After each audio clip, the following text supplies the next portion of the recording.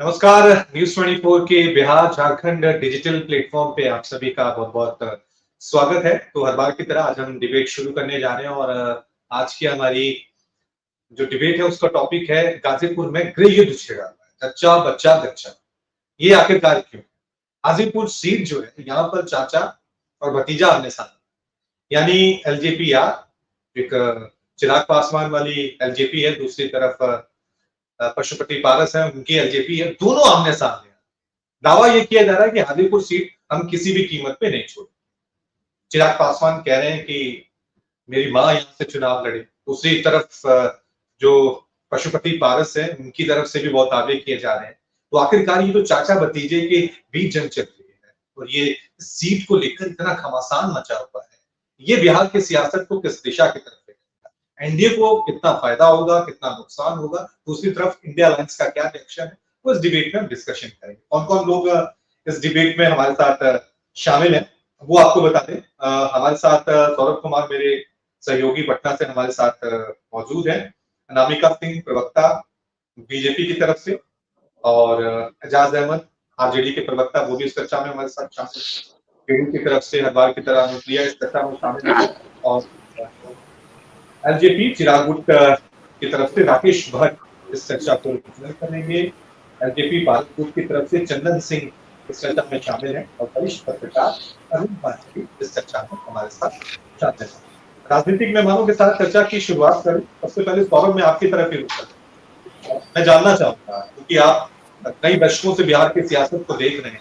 पहले तो एलजेपी एक समय ऐसा है कि एलजेपी दो टुकड़ों में, फिर ये दोनों सहयोगी एनडीए के साथ अलायंस, और अब ये जो हाजीपुर की ये लड़ाई कही जा रही है, क्या आपको लग रहा है इससे नुकसान न सिर्फ एलजेपी के और बल्कि एनडीए को भी इससे नुकसान होगा? ये जो गृह युद्ध देखने को मिल रहा है भतीजे के बीच, ये किस दिशा की तरफ जाएगा, या फिर क्या ये माने कि जो एनडीए अलायंस है या बीजेपी का शीर्ष इस झगड़े को सुलझा लेगा? और सबसे पहले जी बिल्कुल रवि, सबसे बड़ी बात है कि ये सबसे बड़ा जो टेंशन है ये एनडीए में जो भी चल रहा है, चाहे चिराग पासवान की तरफ से हो या फिर पशुपति पारस की तरफ से हो, ये टेंशन सबसे बड़ा बीजेपी के लिए है। हालांकि बीजेपी लगातार कोशिश भी कर रही है और कई बार समझौते को लेकर ना केवल चिराग पासवान बल्कि पशुपति पारस से भी बात की गई है, लेकिन अभी तक इसका कोई नतीजा नहीं निकला है। दोनों अडिग हैं, दोनों एक तरीके से हाजीपुर लोकसभा जो क्षेत्र है उस पर अपनी दावेदारी पेश कर रहे हैं। मौजूदा सांसद पशुपति पारस हैं, केंद्र में वो मंत्री भी हैं। उनका कहना है कि मेरी दावेदारी सबसे ज्यादा मजबूत है क्योंकि मैं वहां का सिटिंग एमपी हूं। दूसरी तरफ अगर चिराग पासवान की बात करें तो उनका कहना है कि चूंकि ये हमारे पिताजी रामविलास पासवान का ये कर्म भूमि रहा है, इसीलिए मेरे खाते में ये आने चाहिए। यानी उनकी लीगेसी जो है, उनकी विरासत को लेकर मैं आगे बढ़ रहा हूं, तो ये लोकसभा क्षेत्र जो हाजीपुर का है ये मेरे खाते में आना चाहिए। और कई बार, एक बार नहीं कई बार चिराग पासवान ने ये दावा किया है कि हाजीपुर का जो लोकसभा क्षेत्र है वहां से हमारी मां रीना पासवान जो है वो चुनाव लड़ना चाहती है और मैं भी यही चाहता हूं। तो कल उन्होंने फिर से, जब जमुई में वो मौजूद थे और जब पत्रकारों से बातचीत कर रहे थे, तो पहले ये कयास लगाया जा रहा था कि चिराग पासवान जो है वो जमुई लोकसभा क्षेत्र छोड़ना चाहते हैं और वो हाजीपुर लोकसभा क्षेत्र में आना चाहते हैं। वो चाहते हैं कि हाजीपुर की जो लोकसभा क्षेत्र है वो उनके लिए ज्यादा सुरक्षित होगी। लेकिन इस बात को भी उन्होंने खंडन किया। चिराग पासवान ने खंडन करते हुए ये कहा कि जमुई लोकसभा क्षेत्र से मैं मौजूदा सांसद हूं और आगे भी अगला जो 2024 का लोकसभा चुनाव है वो मैं जमुई लोकसभा क्षेत्र से ही लड़ूंगा। लेकिन उन्होंने साथ में अपनी दावेदारी हाजीपुर लोकसभा क्षेत्र के लिए भी पेश कर दी। उन्होंने कहा कि मैं चाहता हूं हाजीपुर लोकसभा क्षेत्र से मेरी मां रीना पासवान जो है वो चुनाव लड़े। तो निश्चित तौर पर ये सबसे बड़ी जो मुश्किल है, परेशानी है, वो बीजेपी के लिए है। अब ये देखना होगा कि बीजेपी इसका क्या समाधान निकालती है, किसके खाते में बीजेपी जो है वो हाजीपुर लोकसभा का जो क्षेत्र है वो किसके खाते में डालती है, चिराग पासवान या पशुपति पारस के? जी ठीक है, तो राजनीतिक विमानों के साथ चर्चा की शुरू करते हैं। चंदन सिंह एलजेपी पारस गुट की तरफ से चर्चा में शामिल है। चंदन जी, चिराग पासवान ने दावा किया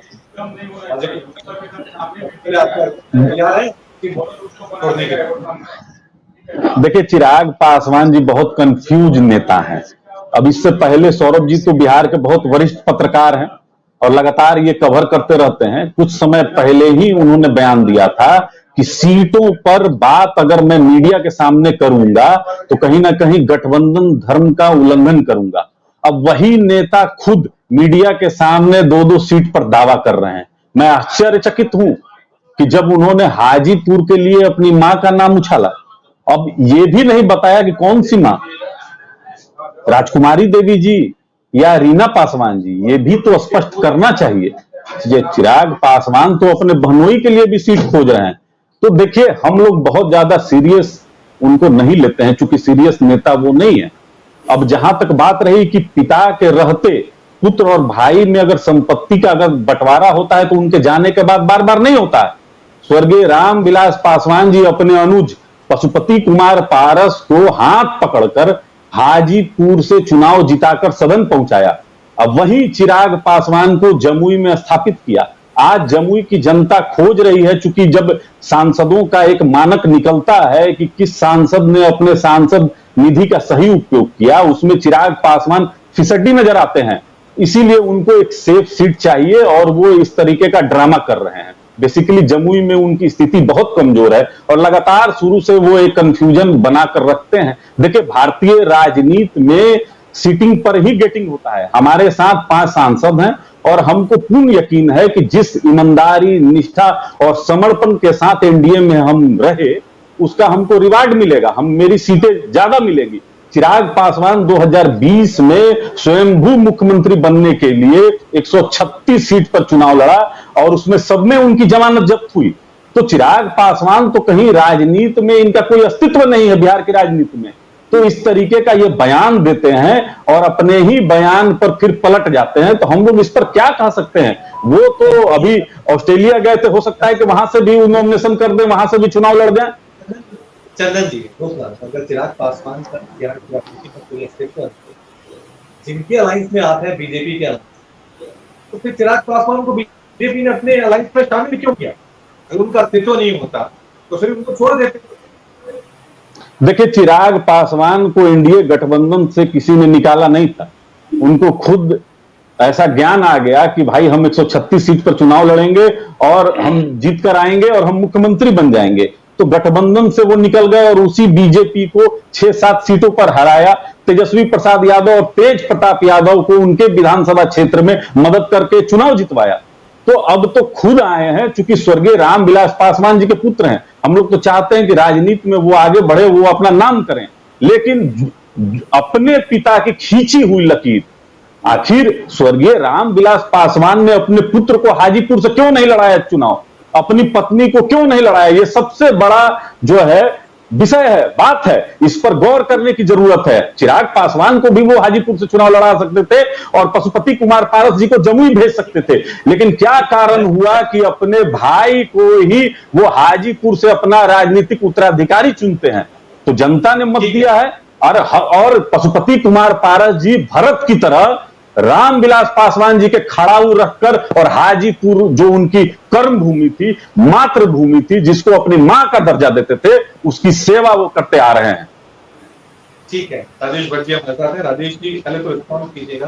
चंदन जी तो कह रहे हैं कि चिराग पासवान का कोई अस्तित्व नहीं है और आप तो दावा कर रहे हैं कि हाजीपुर सीट से भाई हम ही चुनाव लड़ेंगे, उसको तो हम छोड़ेंगे नहीं। ये दावा किस आधार पे है और आपको लग रहा है कि बीजेपी ज्यादा भरोसा आप पे क्यों करेगी, पशुपति पारस जी पे क्यों नहीं करेगी?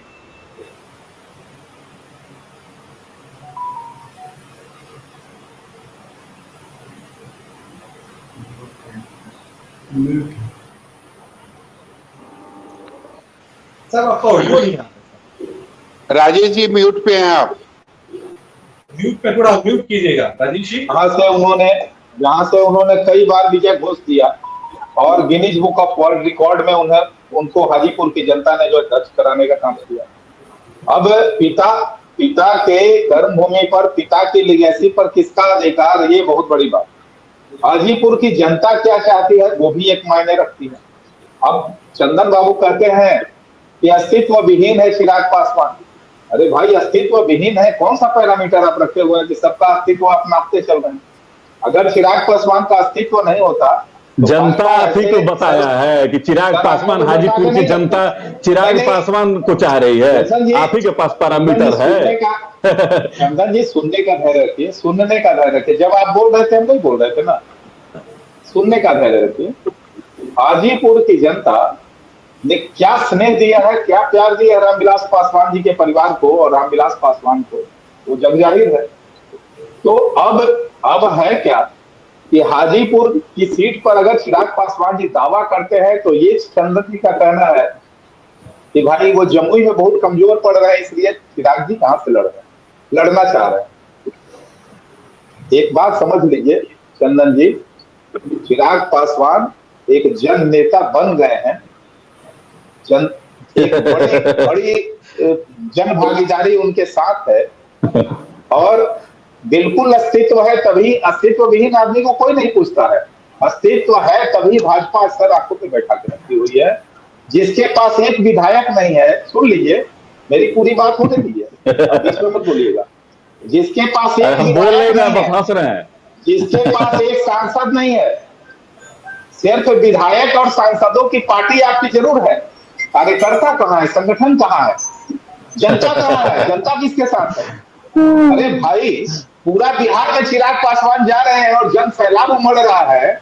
अब आप कह रहे हैं कि भाड़े की भीड़ को जन सैलाब कहा जाता है। राजेश जी, भाड़े की भीड़ को जन सैलाब कहा जाता है। भीड़ भी नहीं बुला पा रहे हैं, हम लोग को जरूरत नहीं है, कहीं जा नहीं रहे, अभी हम लोग को जरूरत नहीं ना है। अरे हम ईमानदारी के साथ एनडीए के साथ हैं, हम ईमानदारी के साथ हैं। हम तेज प्रताप तेजस्वी के एजेंट नहीं है। हम राघोपुर से बीजेपी को हराकर तेजस्वी प्रसाद यादव को चुनाव नहीं जिताते हैं। देखिए, किसी लालू प्रसाद यादव को अपने अभिभावक नहीं बताते हैं। जाके बिरयानी हम नहीं खाते हैं, बिरयानी आपके नेता खाते हैं। सुनिए, अनुकंपा पर बने हुए सांसद और मंत्री अनुकंपा से ही बन सकते हैं। अब अनुकंपा का चिराग पासवान 2014 में बहुत बड़े नेता थे। चिराग पासवान 2014 में किसके अनुकंपा पे थे, किसके अनुकंपा पर थे, ये बताइए आप। 77 से पशुपति कुमार पारस अपने भाई का पोस्टर लगाते थे राजनीति में। आप अनुभव आदरणीय पशुपति कुमार पारस जी का अनुभव जितना है उतना उम्र नहीं है चिराग पासवान जी का। जमुई की जनता ने उन्हें स्वयं चुना है और जमुई में उनकी कोई लीगेसी नहीं थी। जमुई की जनता पोस्टर लगा रही है, खोज रही है जमुई की जनता, और सिद्ध किया है कि हम अपने लोकसभा क्षेत्र में समय नहीं देते हैं और दूसरे सांसदों के क्षेत्र में जितना चिराग पासवान जा रहे हैं उनको तो पता चल लग जाएगा 2024 में कि कितना समय वो अपने क्षेत्र में दिए हैं। आप बताइए सांसद निधि खर्च करने में चिराग पासवान बिहार के सबसे फिसड्डी सांसद साबित हुए हैं। मैं कह रहा हूं कि आपके नेता को अपने संसदीय क्षेत्र में जाने से कोई रोका है क्या? क्यों नहीं जाते? इसलिए नहीं जाते हैं, जो जहां जाते हैं वहां विरोध करते हैं। अरे आप विरोध कराइए, पत्थर मरवाइए, आप तो पत्थर मरवाते हैं, स्याही फेंकवाते हैं। सम्राट चौधरी जब जौहर मल के कार्यक्रम मोकामा में गए तो आपका झंडा लेकर उन पर पत्थर चले। आप लोग तो इस मानसिकता से ग्रस्त हैं कि किसी भी युवा नेता को चिराग पासवान के समक्ष आप बर्दाश्त नहीं कर रहे हैं। आप कह सकते हैं, भाजपा की तरफ से ऐसा कोई दावा नहीं किया गया है ना। देखिए राजेश जी, नेता को किसी ने रोका है अपने संसदीय क्षेत्र में जाने से? और चिराग जी, राजेश जी आपकी मजबूरी हम समझ सकते हैं, हम समझ रहे हैं कि किस तरीके के मनोदशा से आप गुजर रहे होंगे। बट साहब मेरा सवाल है, देखिए हम बहुत ईमानदारी के साथ हैं अपने गठबंधन के साथ। चिराग पासवान कब रहेंगे कब नहीं रहेंगे इसकी कोई विश्वसनीयता नहीं है। बट साहब मेरा सवाल आपका तो ले लीजिए। जनाधार है तो आप हाजीपुर से लड़िए ना, आपको किसने रोका है? अरे हम तो लड़े ये हाजीपुर से। गठबंधन में तय होगा हाजीपुर ना। से दुनिया की कोई ताकत नहीं रोक सकती है आदरणीय पशुपति कुमार पारस जी को चुनाव लड़ने से। दुनिया की कोई ताकत मतलब नहीं। आप नहीं एनडीए से लड़ेंगे या महागठबंधन से लड़ेंगे? अरे तो दुनिया की कोई ताकत- एनडीए से ही अभी सिटिंग सांसद हैं, एनडीए से ही सिटिंग सांसद NDA हैं, और अगर सिटिंग टिकट पे ही नहीं मीटिंग मिलेगा होता तो कहाँ से है। लड़ेंगे? ये आप जाके महागठबंधन पूछिए से अपने लड़ेंगे। नेता से, आप अपने नेता से पूछिए हम कहां से लड़ेंगे। इंडिया उनको अपना उम्मीदवार नहीं बनाएगी तो क्या गठबंधन में भी जाकर लड़ेंगे? अरे कोई पूछिए ताकत चिराग नहीं पासवान है से कि अपने बहनोई के लिए भी सीट खोज रहे हैं। यही बैठी हुई है, आप ऐसी बात बोल रहे हैं, इसको चुनौती दे रहे हैं देश के यशस्वी प्रधानमंत्री जी को, आदरणीय अमित शाह जी को, इसको चुनौती आप दे रहे हैं। ऑडियो ऐसे समझ नहीं आ रहा है। देश की कौन सी गठबंधन में सबको पता है अरे भाई आप स्वयं कहां से सिटिंग है, किसी भी पार्टी के सिटिंग सीट पर नहीं रहती है। चंदन जी शांत हो जाइए, चंदन जी शांत हो जाइए। और आपके हमारे और चंदन जी शांत हो जाइए, और भी गेस्ट हैं उनको भी बोलने का मौका दे। राजेश जी शांत हो जाइए। राजेश जी राजेश जी बैठक में कोई भी उम्मीदवार तय होगी, ये कहते हैं कि कोई ताकत नहीं रोक सकता है। राजेश जी अनामिका जी, मेरा सवाल आपसे है कि एनडीए अलायंस बड़ी एकजुटता का दावा कर, लेकिन बिहार में देखिए आपके दो सहयोगी किस तरह से आपस में लड़ रहे हैं। आप इंडिया अलायंस के मुकाबला बाद में करेंगे, लेकिन खुद की लड़ाई में ऐसा ना हो कि एनडीए उलझ रहा है बिहार में। देखिए कई बार भावनाओं के कारण किसी जगह से भावनाएं जुड़ी होती हैं। मैं दोनों लोगों को जिस तरह से सुन रही थी, तो इस सीट से भावनाएं जुड़ी हुई है दोनों लोगों की, पर दोनों इस बात पे आप आश्वस्त रहिए कि एनडीए गठबंधन में आखिर में सारे लोग मिलकर एक आंतरिक लोकतंत्र के तहत निर्णय लेते हैं, सारे घटक दल, और फिर उसके हिसाब से चीजें की जाती हैं। तो आखिर में सारी चीजें बेहतर हो जाएंगी, ठीक हो जाएंगी, क्योंकि सबके लिए सबसे ऊपर हमारा गठबंधन है, उसके ऊपर हमारा देश है और हमारा राष्ट्र है। मैं आपके चैनल के माध्यम से बात कहना चाहती हूँ। कौन करेगा ये तय, कौन करेगा कि हाजीपुर से कौन चुनाव लड़ेगा? बीजेपी तय करेगी या एलजेपी के लोग तय करेंगे?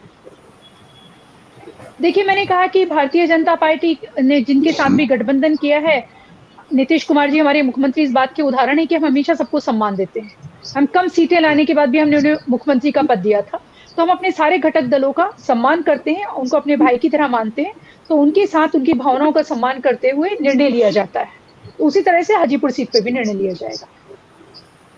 ठीक है अरुण पांडे जी, मैं आपकी तरफ रुख करता हूँ। क्या वाकई में इतना आसान होगा जितना अनामिका जी कह रही है कि निर्णय ले लिया जाएगा, या आपको लग रहा है चाचा आसान करना होगा सबको जी, आसान करना होगा सबको। ठीक है, वो तो देख रहे हैं अभी। रवि जी आपके सवाल का एक सहज उत्तर तो ये है कि जो अभी आपने अभी दोनों दलों के प्रतिनिधि जिस ढंग से वाक युद्ध कर रहे हैं, तो ये दृश्य तो आपके सामने है। और चचा भतीजा के ही झगड़ा के कारण पार्टी की दुर्गति हुई कि 6 सांसद वाली पार्टी में चिराग पासवान एक अलग अकेले अलग थलग रह गए, अब 5 सांसद अलग हो गए। आखिर कोई वजह देखिए, मैं मानता हूँ कि भाजपा कोई परेशानी अभी नहीं है और न एनडीए को परेशानी। थोड़ा समय पहले हम लोग आकलन कर रहे हैं, ये परेशानी चाचा भतीजे की खुद की है और लोजपा की है, जिसके कारण लोजपा 2 फांक हुई, 2 पार्टी बन गई है। अब रही बात जो सवाल आप रवि जी पूछ रहे हैं इनसे, वो ठीक कर रही है, तय करना है बीजेपी को, इसलिए कि पारस तो केंद्रीय मंत्री होने के नाते 5 सांसदों के साथ तो एनडीए में है अभी, और अब चिराग पासवान की एनडीए में नई एंट्री हुई है। चिराग भी आए हैं तो चिराग के महत्व को ही समझ करके उनकी जो भी कुछ आज अब जो भी अभी कुछ कह रहे हैं हमारे भाई साहब जो पारस जी के साथ हैं, अब वो उनका अपना आकलन है, लेकिन कहीं ना कहीं चिराग की बल्कि जो उनका एक परसेप्शन है, उनकी अहमियत है, उनके स्वजातियों में उनकी अपील है, रामविलास जी के सुपुत्र हैं, कुछ तो उनकी अहमियत समझ के भाजपा ने साथ की है और उनका रोल भी रहा है। अब चाहे वो विधानसभा चुनाव कहें, तभी वो तो हनुमान बने हुए थे, आज भी हनुमान हैं। अब तो जिनके हनुमान हैं उनको साथ कर लिया है पार्टी ने, लेकिन हाजीपुर से कौन लड़ेगा अंततः तो ये तय करना है, इस विवाद को बीजेपी को ही तय करना है। तो कौन तय करेगा? थोड़े आपस में तय, आपस में ही सहमति हो ही रहती तो पार्टी 2 भाग क्यों हुई रहती? इसलिए देखिए परिवार का है और ये बात है, इस तरह के राजनीति में वही करना होगा भी कि इस तरह के पारिवारिक विवाद में, पार्टी विवाद में और आज जो बीजेपी से लिस्ट बन अलग रहा बूथ है लेंगे, अब वहाँ की तो जनता अरुण जी देखिए, ये आरोप जनता लगाए की बंधुआ मजदूर नहीं है। जो भी बीजेपी का अलायंस होता है, रवि जी। बीजेपी उसको खत्म कर दी, तो खुद में ही मर्ज करने की कोशिश कर रही है। कहीं ऐसा तो नहीं होगा एलजेपी के साथ ही कि दोनों लड़ते रहेंगे और बीजेपी ताकतमंद होती जाएगी बिहार में? नहीं देखिए, अभी तो कोई हर लोग को अभी कभी आरसीपी को जोड़ा गया, उपेंद्र कुशवाहा को जो था पार्टी, तो भाजपा अपने को जिस दिन नीतीश कुमार ने अगस्त महीने में नाता तोड़ा था पिछले साल, उसमें भाजपा अकेले पार्टी थी। कोई इंडिविजुअल भी आप कहिए, कोई इस तरह का बड़ा नेता, कोई पार्टी साथ नहीं थी। अब इस पूरे अभी तक के बीते महीनों में भाजपा ने कुछ अपनी मजबूती के लिए एक कुनबा बनाया है, और उसमें चिराग फिर इस पाले में आए हैं। चिराग बिल्कुल, अब चिराग की जो पार्टी है, एनडीए का हिस्सा है। ये अभी जिस विवाद पर कि भाई हाजीपुर की सीट को लेकर जो चचा भतीजे में विवाद है, हम लोग इस पर चर्चा करने के लिए बैठे हैं। और लोजपा के दोनों लोजपा के प्रतिनिधि जो अभी आपस में बातचीत कर रहे थे, यही तो विवाद है। ये विवाद यहाँ आपके टीवी में कभी सुन रहे हैं, और यही विवाद हाजीपुर में सीट को लेकर चचा भतीजा में। लेकिन ये विवाद का हल अंततः बीजेपी को करना है तय। बीजेपी को, अब मेरी अपनी जानकारी सुन तो लीजिए कि जो मेरी जानकारी है, पारस जी तो कैबिनेट में है, बराबर मिलते हैं। अब इसी मसले पर जो अभी चिराग का इस तरह का बयान आता रहता है, पहले भी बयान आया था, तो जो मेरी जानकारी है, अमित शाह जी ने कहा कि भाई आप जहाँ एमपी हो आप वहाँ काम करो, अभी इस तरह की चिंता क्यों करते हैं? अब जब इस तरह की बात है, जो पार्टी में कहीं चिराग आज पारस है वहीं, तो यूं ही तो नहीं ना है, उनको भी तो बीजेपी में से कहीं ना कहीं कुछ हामी भरी गई होगी। अब रही बात चिराग जो डिस्प्यूट कर रहे हैं, अंतर क्या होगा सवाल है। मैं मानता हूं कि अंतर ये होगा कि ये दोनों पार्टी में जो अभी 6 सांसद थे, 3-3 के बीच का बंटवारा होगा। आप अब इसको अभी आगे की चर्चा के लिए रहने दीजिए, लेकिन तीनों को 3-3 सीट मिलेगी। 2 सीट तो आपस में 1-1 सीट वाले झगड़ा ही कर रहे हैं। एक भाई है, 3 सीट तो परिवार की सीट है। अब रीना जी वहां से लड़ेगी, ये बोल रहे हैं, चिराग बोल रहे हैं।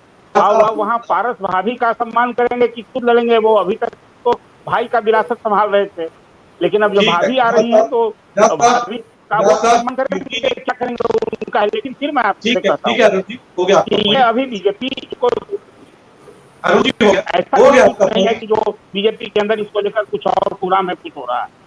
ठीक है एजाज जी, आपने देखा अभी एलजेपी के दो एलजेपी पारस गुट, एलजेपी चिराग गुट इस तरह से लड़ रहे हैं। आप तो खुश हो गए कि आपस में उलझे हुए एनडीए के अलायंस। आप किस तरह से देख रहे हैं इस झगड़े को? क्या आपको लग रहा है आपको कौन ज्यादा टक्कर? आपको लग रहा है टक्कर आपको पारस गुट से ज्यादा मिलेगी, चिराग गुट से मिलेगी? देखिए रवि जी, इस तरह के खेल में और बंदर बाट की राजनीति में भारतीय जनता पार्टी निपुण है। भारतीय जनता पार्टी इसी तरह से अपने एलायंस को लड़ाती है और उससे फायदा उठाती है। जिस तरह से जेपी नड्डा साहब का बयान आया, वो स्पष्ट रूप से इन लोगों के अस्तित्व पर उन्होंने सवाल खड़ा कर दिया है, और उन्होंने स्पष्ट कहा है कि जो क्षेत्रीय पार्टियां हैं उनके अस्तित्व को नकार देना चाहिए। उनके अस्तित्व को बनाए रखना कहीं ना कहीं देश के लिए और देश की राजनीति के लिए ठीक नहीं है। तो अब ये एलजेपी-आर या एलजेपी पारस गुट, ये दोनों क्या करेंगे? ये लोग अपना स्थिति तय कर लें, क्योंकि भारतीय जनता पार्टी ने तय कर लिया है कि इन लोगों को हम लाए जरूर हैं, लेकिन अपने पिच पर खेलने नहीं देंगे। ये 12th मैन के दोनों खिलाड़ी हैं, और 12th मैन की क्या स्थिति होती है, ये अंत तक लगता है इनको कि हमको टीम में चुन लिया जाएगा, लेकिन इन लोगों को सिर्फ पानी पिलाने के लिए रखने का काम करेगी भारतीय जनता पार्टी। और जिस तरह की राजनीति ये दोनों लोग आपसी द्वंद्वता में कर रहे हैं, ये बंदर बाट की राजनीति में भाजपा के दोनों फंस गए हैं, और दोनों का पड़ला को बराबर करने के चक्कर में इन दोनों की राजनीति के अस्तित्व को समाप्त कर देगी भारतीय जनता पार्टी। क्योंकि भारतीय जनता पार्टी को यह बात पता है कि आज जो एनडीए से भारतीय जनता पार्टी कहीं ना कहीं बेआबरू होकर निकली है। आपके नेता तो बहुत चिराग पासवान जी से बात करते हैं एजाज भाई, का सबसे बड़ा भूमिका था, और चिराग पासवान जी स्वयं को हनुमान करते रहे, लेकिन लंका में इन्होंने जो आग लगाया है और उस आग की परिणति कहीं ना कहीं भाजपा भोग रही है। उस परिणति की राजनीति में जो भाजपा फंस चुकी है, ये जेपी नड्डा का बयान यही लोगों के संदर्भ में है, क्योंकि ये लोग लोभी हैं, और लोभी जब कहीं ना कहीं सामने आता है तो ठग उसको ठगी का शिकार बना लेता है। भ्रष्टाचारी नहीं ना है, कम से कम लोभी है, भ्रष्टाचारी नहीं ना है, और चारा उरा नहीं ना हम लोग खा लिए हैं, जमीन के बदले नौकरी नहीं ना दिए हैं, इनकी मतलब लोभी है ना, भ्रष्टाचारी नहीं ना है आजाद जी। लोग किसकी क्रिया खाए ये सोचते रहेंगे। इन लोगों की मैं एक मिनट जवाब देना चाहूंगी रवि जी, मैं बोलना चाहूंगी थोड़ा सा। पार्टी जिस तरह से बड़े रवि जी मुझे थोड़ा सा 1 मिनट का समय दें आप। चिराग पासवान के वजह से ही तेजस्वी प्रसाद यादव जी विधानसभा में पहुंचे हैं एजाज भाई, नहीं तो चुनाव तो वो हार गए थे, वो तो चुनाव हार गए थे। चिराग पासवान के वोट काटने के वजह से तेजस्वी प्रसाद यादव सदन पहुंचे। रवि जी मुझे थोड़ा सा समय दें आप 1 मिनट बोलने का। पार्टी अपने फायदे के लिए राजनीति कर रही है। वो पढ़ रहे हैं, वो बोल थोड़े रहे हैं, वो लिखे हुए हैं पेज पे, वो सब देखिए ना उनके चश्मा में दिख रहा है, एजाज भाई पूरा लिख के लाए हैं।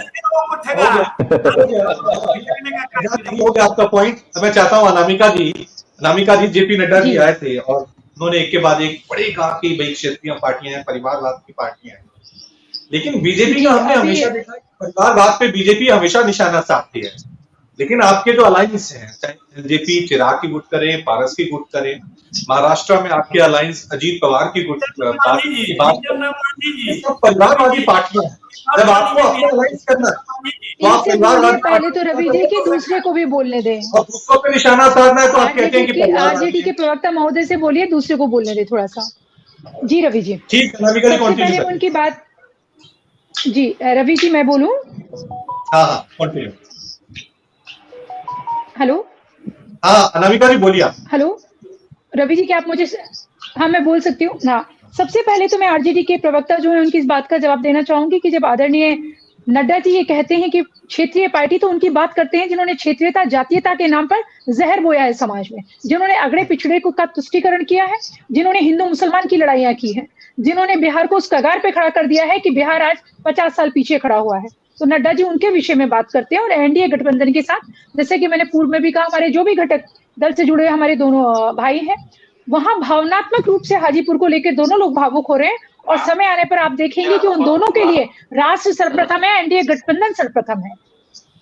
सौरभ जी समय आने पर ये चीज देखेंगे आप, इनमें से कोई भी ऐसा नहीं है जो एक जाति को बढ़ावा देने के अलावा दूसरी जाति के लिए हिंसा या बैनवे से बढ़ता हो किसी के मन में। ये तो वो लोग हैं जिन्होंने पिछड़ों को बढ़ाने के नाम पे परिवार को बढ़ाया, व्यक्ति विशेष को बढ़ाया, और उसके साथ साथ इन्होंने अगड़ों के लिए इतना बुरे तरह के शब्दों का इस्तेमाल किया कि उन शब्दों को मैं यहाँ बोलना नहीं चाहती, जिन्होंने बिहार को जातीय नरसंहार में झोंका। उन लोगों के विषय में इस तरह के जो भी लोग हैं, वो दक्षिण में हो या मुलायम सिंह परिवार उत्तर प्रदेश में हो, जो कहते थे कि सारे शब्द आपको पता है। मुलायम सिंह जी जो लड़कों की गलतियों के लिए, बलात्कारियों के लिए कह देते थे कि लड़कों से गलतियां हो जाती हैं, तो निसंदेह जो जी रवि जी। नमिका जी मेरा सवाल यह है, चिराग पासवान या फिर पशुपति पारस, वहां महाराष्ट्र में अजीत पवार, क्या ये परिवारवाद का उदाहरण नहीं है? इनके साथ आप गठबंधन कर लेते हैं, आप दूसरी तरफ परिवारवाद पे निशाना साधते हैं, तो ये तेजस्वी तेज प्रताप और मीसा भारती भी रवि जी आप उनका भी नाम जोड़िए। रवि जी हाँ बिल्कुल, मुझे जवाब देने दीजिए, मैं जवाब दे रही हूँ, आपकी बात का मैं जवाब दे रही हूँ। आप जब इन लोगों की बात करते हैं तो मैंने शुरू में कहा, अगर आपने वो सुना होता तो आपको शायद थोड़ा सा जवाब मिल गया होता। रवि जी ये वो लोग हैं जिनके लिए सिर्फ परिवार ही सब कुछ है, और जिनकी आप बात कर रहे हैं उन्होंने किसी जाति विशेष की राजनीति इस स्तर पर नहीं की है कि पूरे प्रदेश को जातीय टुकड़ों में बांट दिया हो। उन्होंने दूसरी जातियों से, उन्होंने कभी अगड़ों के लिए इतने गंदे भूरा बाल साफ करो, या मायावती जी कहती हैं मारो जूते चाट, उस तरह की बातों का और परिवारवाद की बात ये होती है कि जब तय होता है, जब ये तय होता है, मैं टॉपिक पर ही आ रही हूँ रवि जी, मैं टॉपिक पर ही आ रही हूँ। मैं टॉपिक पर, कौन बोल रहा है मुझे पता नहीं चल पा रहा है, स्थिति में क्यों खड़ा कर दी है, ये जवाब दीजिए ना। कौन बोल रहा है, ये कौन बोल रहा है, मुझे सुनाई नहीं पड़ा है। आरजेडी के प्रवक्ता महोदय बोल रहे हैं? अच्छा आप बोल रहे हैं, अच्छा आप वही बोल रहे हैं ना, जब लालू जी जेल जाते हैं तो राबड़ी जी को आरक्षण दे दिया जाता है, मीसा जी को लगातार हारने के बाद राज्यसभा बेचा जाता है। आप जब बोल रहे थे तब मैं चुप थी, कृपया करके आप शालीनता रखें यहाँ पर, अनुशासन। जब आप बोल रहे थे मैं चुप थी, आप मुझे बोल रहे, हाँ मैं चिराग जी पर ही बोल रही हूँ। चिराग जी उनके साथ नहीं खड़े होते हैं जो भारत तेरे टुकड़े हो गए की बात करते हैं। ये जवाब पशुपतिनाथ जी या पारस सिंह उनके साथ खड़े नहीं होते हैं चिराग जी। दोनों में से कोई भी उस गैंग के साथ खड़ा नहीं होता है जो भारत तेरे टुकड़े होंगे के साथ खड़ा रहता है। ये उनके साथ नहीं खड़े होते हैं जो हमास जैसे क्रूर अमानवीय इंसानियत के दुश्मन के साथ नहीं खड़े होते हैं ये लोग। मुद्दा से मत भटकिए ना, मुद्दे पर आइए ना। नहीं जवाब है तो आप बीच में क्यों? ये रवि जी को तय करने दीजिए, ये रवि जी को तय करने दीजिए। प्रवक्ता महोदय आप तय मत करिए, आप तय करिए। ये रवि जी को बोलने दीजिए, ये रवि जी को बोलने दीजिए, आप मत तय करिए। मैंने अपनी बात का जवाब दे दिया। अनुप्रिया भी आ गई है, अनुप्रिया भी आ गई है। अनुप्रिया से भी हम बात कर लेते हैं। अनुप्रिया, क्योंकि आप तो एनडीए के अलायंस सही है और अभी ये नए नए अलायंस, नए क्या कहूँ अलायंस ही है, एलजेपी और चिराग गुट्टा और पारस गुट। तो क्या वजह रही जो आपने छोड़ी, जो आपका संदेश देना चाहेंगे दोनों एलजेपी जो बनी हुई है इस वक्त, कि भाई ये नुकसान होता है बीजेपी के साथ? देखिए रवि जी, मुझे लगता है कि यह कुछ दिन पहले बीजेपी की राष्ट्रीय अध्यक्ष जेपी नड्डा जी बिहार में आते हैं और बिहार की धरती से उन्होंने दूसरी बात, मैं कहूंगी हमारे साथ में एनडीए में जब हम अलायंस में थे उसके पहले और उसके बाद की बात बता रहे हैं। उन्होंने कहा कि जितने भी क्षेत्रीय दल हैं उनका अब खात्मा होना चाहिए, खासकर परिवारवाद वाले। तो इनके साथ में जो मंच शेयर कर रहे थे, दूर की बात है, मैं इन एनडीए के गठबंधन के साथियों को छोड़ दीजिए, पर उन्होंने 3 बातें कही थी, परिवारवाद, भ्रष्टाचार, तुष्टीकरण की बात कही थी बिहार की धरती पे। जब वो बोल रहे थे जेपी नड्डा जी, उन्हीं के मंच पे उनके प्रदेश अध्यक्ष सम्राट चौधरी जो सुपुत्र हैं शकुनी चौधरी के, ठीक है, उन्होंने अनामिका जी सुन लीजिए, अभी तो आप अनुशासन सिखा रही थी, अभी अनुशासन आप भी सीख लीजिए। नहीं, मैंने तो सम्राट चौधरी जी जो है वो सुन लीजिए अनामिका जी, वो शकुनी चौधरी के सुपुत्र है और उन्होंने नहीं अनामिका जी अभी आप अनुशासन सिखाए थे, नहीं तो मैं कहती हूं अनुशासन आप सीख लीजिए। मैंने बोला था मुझे भी बोलने दीजिएगा, तो मैं बोल लूंगी उसके बाद आप फिंगर रेज कर सकती है, फिंगर रेज कीजिए, सभी आपको देख रहे हैं। मुझे दिखाई दे रहा होता, मैं नहीं दिख रही हूँ, मुझे नहीं लगता कि मैं दिख रही हूँ, मुझे कोई नहीं दिख रहा है यहाँ से, नहीं तो मैं जरूर फिंगर रेज करना मुझे आता है। आप रवि जी देखिए अब देखिए ये बौखलाहट, ये छटपटाहट ऐसे ही सभी जगह दिखेगा आपको, जितने भी बीजेपी के नेता हैं, प्रवक्ता है। दूसरी साल उस मंच पे ठाकुर प्रसाद के बेटे पूर्व कानून मंत्री रविशंकर प्रसाद भी मंच पे थे। मैं और भी विधायकों का नाम गिनवा सकती हूँ क्योंकि मैं पटना से आती हूँ और पटना के कम से कम 3-4 जो विधायक हैं वो किसी न किसी के सुपुत्र हैं और उनको इसलिए विधायकी की टिकट मिली है क्योंकि उनके पिताजी ने भाई संघर्ष किया था। तो परिवारवाद की जो परिभाषा जो वो कह रहे थे, तो अपने दल में वो कब साफ करे? तो मैं बिहार की बात कर रही हूँ, अभी मैं लिस्ट का मैं अगर बोलना चालू करूं तो इनके देश में, क्योंकि ये केंद्रीय पार्टी है, कई ऐसे नेता हैं। अब इनके अमित शाह जी के सुपुत्र को देख लीजिए, जय शाह जी को, वो कहाँ है, कौन सा उन्होंने संघर्ष करके अपनाया है। मेरा मानना है कि परिवारवाद पे जब आप उंगली उठाते हैं तो जब आपके खुद के शीशे के जब घर होते हैं तो पत्थर दूसरे पे नहीं उठाया जाता है। अब रहा एलजीपी की बात आप कर रहे थे, नुकसान यही है कि अब फूट डालो राज करो की नीति है। अब पता ही नहीं चल रहा है कि चाचा लड़ेंगे कि भतीजा लड़ेंगे, और दोनों अपना डेडिकेशन दिखा रहे हैं कि भाई हम आपके हैं, कोई हनुमान बनने को तैयार है, किन हनुमान बने ये चले जा रहे हैं, कोई कह रहा है कि नहीं भाई अब हमको रख लीजिए। यह स्थिति थी कि जो उनके पिताजी रामविलास पासवान जी के मैं पूजनीय हैं वो, और क्योंकि कभी उन्होंने अपना संघर्ष उनका रहा है, उनके चित्र को भी उठा के फेंक दिया गया था, तब भी चुप रहे थे, रो रहे थे रामविलास चिराग पासवान जी कि पिताजी के चित्र को हटा दिया गया है। ये नुकसान है और ये सीधा सीधा चेतावनी था बिहार की धरती से एनडीए के अलायंस के सारे, जितना मांझी को देख लीजिए वो भी परिवारवाद के हैं, उन्होंने लाल आंख दिखाया एनडीए के साथियों को कि 2024 में 40 सीट पे अपनी हक की बात मत करना। और हक की बात कब करेंगे? जब दोनों चाचा भतीजा फड़िया लेंगे तब। अब चाचा भतीजा आपस में फड़िया ले, उसके बाद में हमारे पास आइएगा। यही इनकी स्थिति है। ठीक है अनामिका जी रिस्पॉन्ड कीजिए, फिर मैं सौरभ के पास। जी रवि जी, पहले शांति हो जाए इनको। पहली बात तो ये है कि मुझे वीडियो दिखाई नहीं दे रहा है रवि जी, नहीं तो मुझे उंगली रेस करना आता है। उन्होंने सम्राट जी का नाम लिया।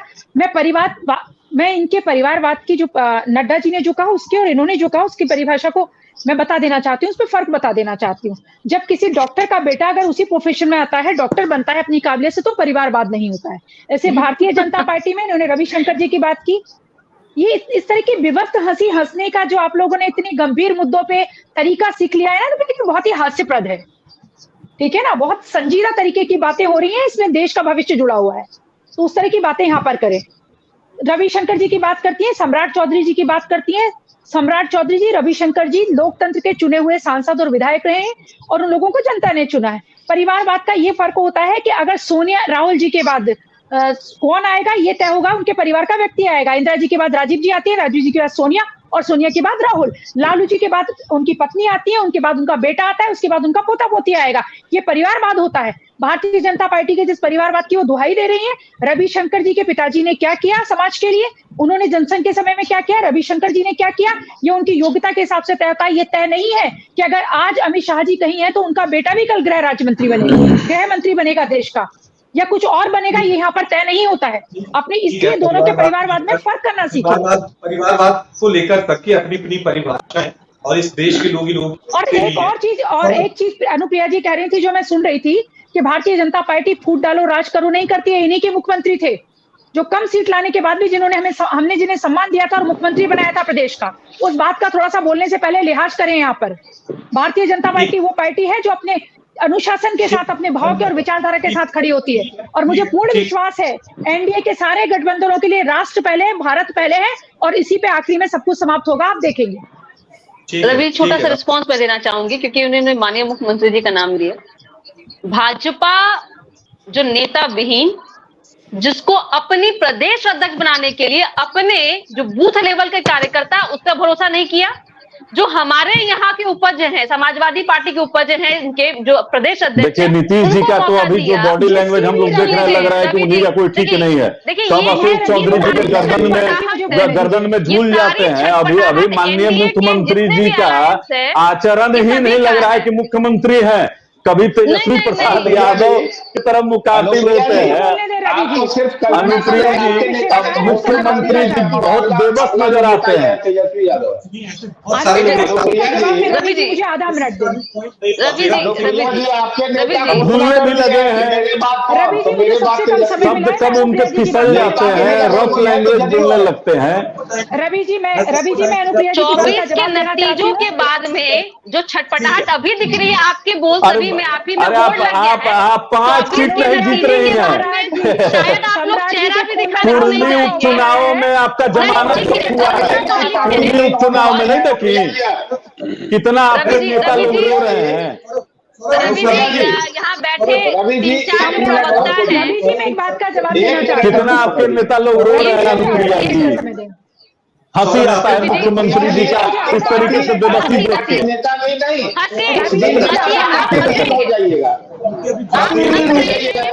इसीलिए जनता रो रही है, आप हंस रहे हैं इसीलिए जनता, वही तो जनता पूछ रही है कि अपराध मुख्यमंत्री नहीं रोक पा रहे हैं, अपराध नहीं रोक पा रहे हैं। बिहार को जातिवाद के जहर में फिर झोंक दिए हैं। नीतीश कुमार जी जातिवाद के अलावा आज तक कुछ किए नहीं, आज तक कुछ नहीं किए, एक काम नहीं, एक उपलब्धि नहीं, एक उपलब्धि नहीं। और कितना रफ बोलते हैं, कितना रफ बोल रहे हैं। जो सुरक्षा भाषा होता है वो माननीय मुख्यमंत्री इस्तेमाल करते हैं। 2020 के रवि जी मेरे समय को लोगों ने ले लिया, इन लोगों ने मेरे समय को ले लिया। कौन सी नजर आ रही है और बीजेपी के करीब अनुप्रिया जी आपके नेता ने तो तेजस्वी को अगला नेता अपना मान लिया है, इसलिए आपकी पार्टी में बौखलाहट छिपी हुई है। कुछ दिनों के बाद तो आपकी पार्टी ही विलीन होने वाली है कहीं और। राजेश जी 2 मिनट, राजेश जी 2 मिनट के लिए शांत हो जाइए। जो मुद्दा है ना उस पर रहिए। एक छोटी सी बात, अभी तक 6 महीने बीत गए, आप लोगों ने उसका समाधान नहीं किया। आप ये बताइए कि हाजीपुर की जनता को आप लोग कितना कंफ्यूज करके रखते हुए। अगर चाचा राजेश जी चाचा जाते हैं तो वो कहते हैं कि राजेश जी मेरी बात पूरी सुन लीजिए। चाचा जाते हैं तो वो कहते हैं कि चाहे कुछ हो जाए मैं ही लड़ूंगा।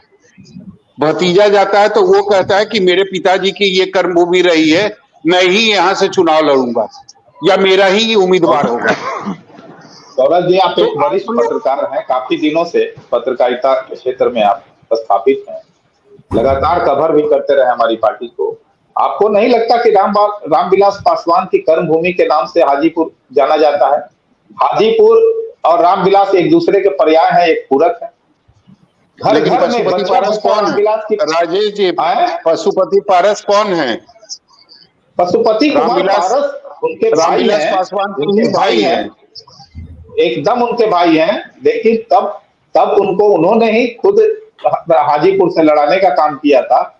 लेकिन आज उस भाई ने एक छोटे से पद के लिए, एक छोटे से प्रतिष्ठा के लिए पार्टी और परिवार दोनों को जब छोड़ने का प्रयास किया तो निश्चित तौर पर उसका जवाब तो देना ही चाहिए जी। और रामविलास पासवान की वो लिगेसी है, उनके पुत्र अगर कहते हैं कि मेरी मां लड़ेगी, इसमें गलत क्या है?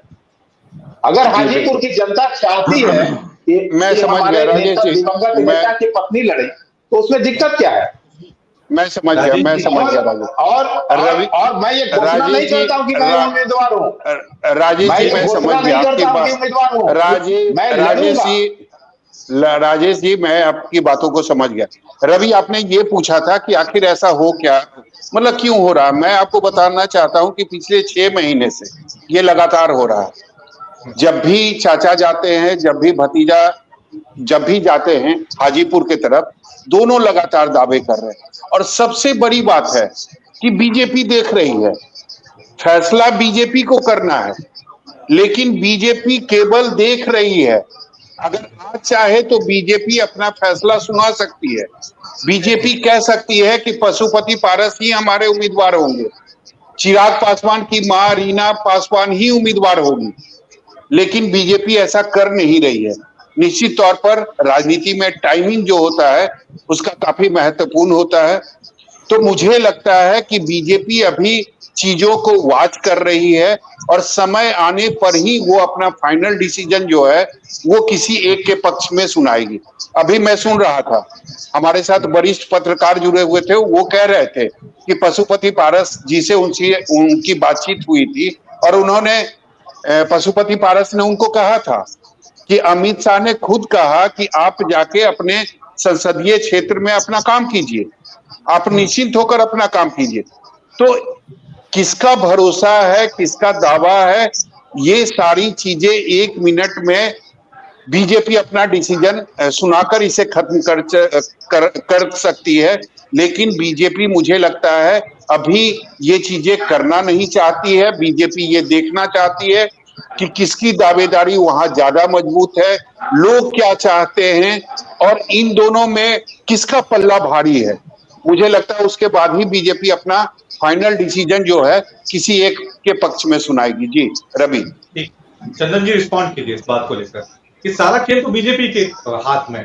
आप दावा कर रहे हैं कि हम जमीन पे हैं, सब कुछ है, हमारी सीट है, हमारी पारंपरिक सीट है, और जिस तरह से जेडीयू के साथ हुआ, जो जेडीयू ने आरोप लगाया है कि बीजेपी किसके साथ भी अलायंस करती है, उनको आपस में लड़वाती है और उनका अस्तित्व खत्म हो जाता। जेडीयू का क्या हुआ था विधानसभा चुनाव, नंबर 1 पार्टी होती थी किसी वक्त, वो बाद में फिर छोटी हो गई थी और यही वजह है कि उनको अलग होने का फैसला उन्होंने किया था। तो ये कहीं आप दोनों के साथ तो नहीं चल रहा है कि आप दोनों यहाँ भी लड़ रहे हैं और मैदान पे भी लड़ रहे हैं। देखिए रवि जी, कोई किसी भी सीट पर दावा कर दे, इसका मतलब क्या है कि गठबंधन के जो सबसे बड़े सहयोगी हैं भारतीय जनता पार्टी, सरीखे पार्टी, क्या वो एक बच्चे की जिद पर सीटों का बंटवारा होता है? लेकिन चंदन जी आपको नहीं लगता है कि, चंदन जी ये बताइए, आपको नहीं लगता कि बीजेपी 1 मिनट में अपना डिसीजन सुना सकती है? फिर 6 महीने से बीजेपी शांत क्यों है? बीजेपी के नेता शांत क्यों हैं? वो जानबूझकर आप लोगों को लड़ा रही है। सौरभ भाई, अरुण सर यहाँ बैठे हुए हैं, जब उन्होंने कहा कि भाई आदरणीय अमित शाह जी ने पशुपति कुमार पारस जी से कहा कि भाई चंदन जी अमित शाह एक बार मीडिया से भी मुखातिब होकर बोल सकते हैं। वो 5 नवंबर को आ रहे हैं ये मुजफ्फरपुर में, तो वो वहां भी ऐलान कर सकते हैं कि हाजीपुर से कौन लड़ेगा। देखिए, चिराग पासवान इस गठबंधन में बहुत विश्वस्त नहीं है सौरभ जी, क्योंकि आपने देखा कि 2020 में इस गठबंधन से चंदन जी, मेरा सवाल कुछ और है। मेरा सवाल ये है कि आपको नहीं लगता कि बीजेपी जानबूझकर आप लोगों के बीच जो झगड़ा चल रहा है उसको लंबा खींच रही है?